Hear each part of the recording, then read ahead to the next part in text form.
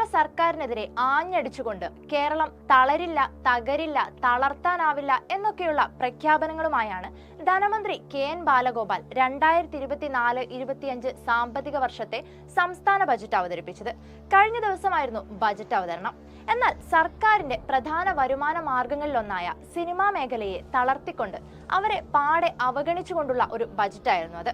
Cinema വ്യവസായത്തിന് ഗുണമുള്ള ഒരൊറ്റ പ്രഖ്യാപനം പോലും ഉൾപ്പെടുത്താത്ത ബജറ്റിനെതിരെ ശക്തമായ പ്രതിഷേധം അറിയിച്ചിരിക്കുകയാണ് കേരള സിനിമാ നിർമ്മാതാക്കളുടെ സംഘടന ഇപ്പോൾ.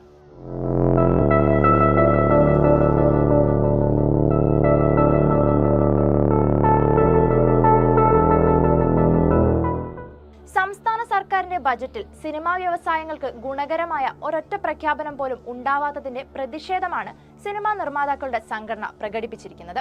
സംഘടന ഇന്ന് പുറത്തിറക്കിയ വാർത്താക്കുറിപ്പിലാണ് പ്രതിഷേധം വ്യക്തമാക്കിയത്. മലയാള സിനിമാ വ്യവസായം നേരിട്ടുകൊണ്ടിരിക്കുന്ന പ്രശ്നങ്ങളെക്കുറിച്ചും വരുത്തേണ്ടുന്ന മാറ്റങ്ങളെക്കുറിച്ചും നിരവധി തവണ സർക്കാരിനോട് ആവശ്യപ്പെട്ടിട്ടും തീരുമാനം ഒന്നും ആവാത്തതിലുള്ള പ്രതിഷേധമാണിത്. മലയാള സിനിമാ വ്യവസായം അഭിമുഖീകരിക്കുന്ന പ്രശ്നങ്ങളെപ്പറ്റി പരാമർശിച്ചുകൊണ്ട് സംഘടന പലതവണയായി കേരള സർക്കാരിന് പരാതി സമർപ്പിച്ചിട്ടുണ്ട്. മറ്റൊരു സംസ്ഥാനത്തും നടപ്പിലാക്കാത്ത വിനോദ നികുതി എന്ന ഇരട്ട നികുതി നിർത്തലാക്കാനും സിനിമയുടെ ഷൂട്ടിംഗ് ആവശ്യങ്ങൾക്കായി ഏകജാലക സംവിധാനം ഉണ്ടാക്കാനും നിലവിൽ വിവിധ സർക്കാർ വകുപ്പുകൾ ഈടാക്കുന്ന വലിയ ലൊക്കേഷൻ വാടക നിജപ്പെടുത്തണമെന്നും തുടങ്ങി പരോക്ഷമായി ഈടാക്കുന്ന മറ്റു നികുതികളിൽ നിന്നും മലയാള സിനിമാ വ്യവസായത്തിന് ഉപകാരപ്രദമായ പദ്ധതികൾ വേണമെന്നും സംഘടന നിരവധി തവണ ആവശ്യപ്പെട്ടിട്ടുള്ളതാണ്. ഒപ്പം സംസ്ഥാന സർക്കാരിന്റെ കീഴിൽ പ്രവർത്തിക്കുന്ന Kerala state film development corporation വഴി മലയാള സിനിമകൾക്ക് കൂടുതൽ സബ്സിഡി നൽകുന്ന കാര്യവും അത് പരിഗണിക്കേണ്ടതിന്റെ ആവശ്യകതയും ചൂണ്ടിക്കാണിച്ചിട്ടുമുണ്ട്. എന്നാൽ സംസ്ഥാന സർക്കാർ കഴിഞ്ഞ ദിവസം പ്രഖ്യാപിച്ചിട്ടുള്ള ബജറ്റിൽ മലയാള സിനിമയ്ക്ക് ഗുണകരമായ ഒരൊറ്റ പ്രഖ്യാപനം പോലും ഉണ്ടായില്ല.